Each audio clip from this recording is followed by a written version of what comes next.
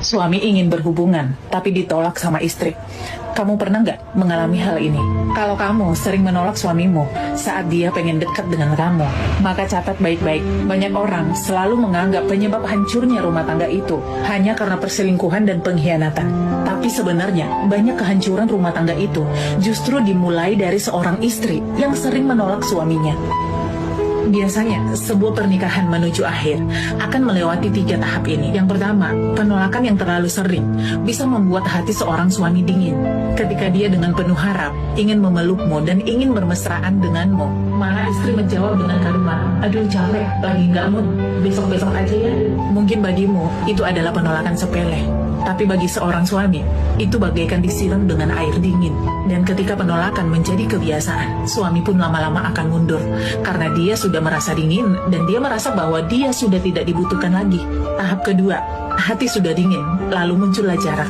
Awalnya setelah ditolak, suami mungkin masih bisa bercanda, atau sekedar menggoda. Tapi ketika dia mendengar kalimat, "Emang kamu gak bisa mikir ya selain hal itu?"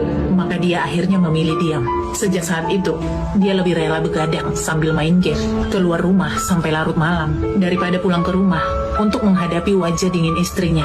Dan tahap ketiga, ketika rasa kecewa sudah menumpuk dan sudah terlalu banyak, dan dia merasa bahwa tidak ada harapan lagi, itu adalah saat perpisahan itu akan benar-benar terjadi. Sebenarnya semua itu tanpa disadari terjadi karena dorongan sikap istri yang terlalu sering mengabaikan dan menolak seorang suami. Dan ketika istri mulai sadar, dia mencoba merayu suaminya dan mencoba untuk menggoda suaminya untuk memperbaiki keadaan. Seringkali sudah terlambat.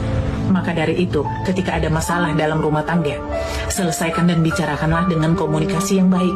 Dan jika memang keadaanmu tidak memungkinkan untuk melayani suamimu pada saat itu, kamu bisa bicara dengan sebuah pengertian dan dengan kelemah lembutan, daripada harus kamu tolak dengan alasan yang tidak jelas dan dengan kalimat-kalimat yang ketus, karena itu bisa melukai harga diri suamimu.